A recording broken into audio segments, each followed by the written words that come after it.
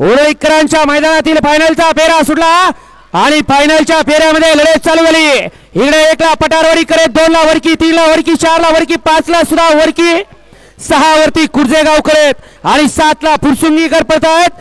अतिशय सुंदर अशी लढत चालू आहे। कोण होतो 1 नंबरचा मानकरी? अतिशय सुंदर